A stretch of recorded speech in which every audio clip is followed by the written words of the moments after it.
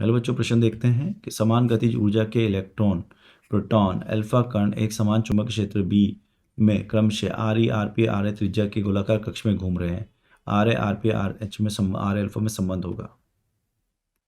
तो बच्चों मुख्य अवधारणा क्या होगी प्रश्न की? यहाँ पर मुख्य अवधारणा, तो मैं लिख सकता हूँ मुख्य अवधारणा यहाँ पर लंबवत चुंबकीय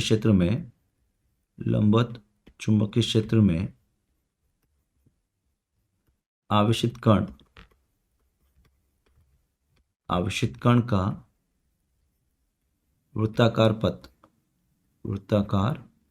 पथ एवं पथ की त्रिज्या।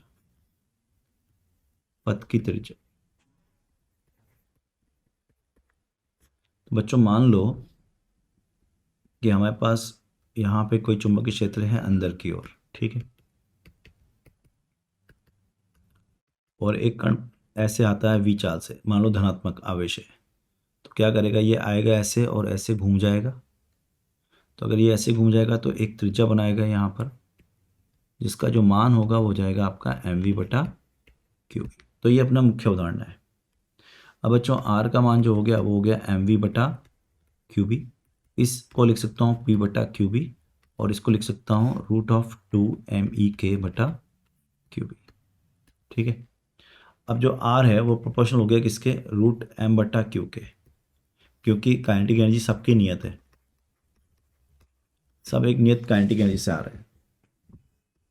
तो बच्चों ये तो पता चल गया हमें कि जो सबसे r का मान जो सबसे कम होगा, r न्यूनतम होगा किसके लिए? इलेक्ट्रॉन के लिए। क्यों होगा ऐसा? क्योंकि इलेक्ट्रॉन का मास बहुत छोटा होता है किससे? मास ऑफ प्रोटॉन से, n और मास ऑफ अल्फा से, ठीक है।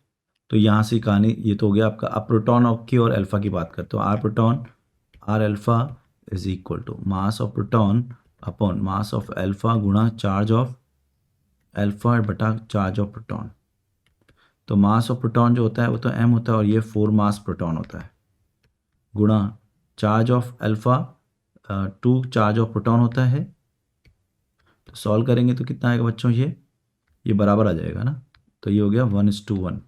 तो आर प्रोटॉन बराबर क्या हो जाएगा? आर अल्फा हो जाएगा, और बड़ा होगा किससे? आर इलेक्ट्रॉन से। तो ये आपका सही विकल्प होगा। अगर देखें यहाँ पर तो हमको क्या दिख रहा है, कौन सा ऑप्शन सही दिख रहा है बच्चों? तो जो एक विकल्प है हमारा वो सही है डी। तो मैं आशा करता हूँ आपको समझ में आया होगा। धन्यवाद।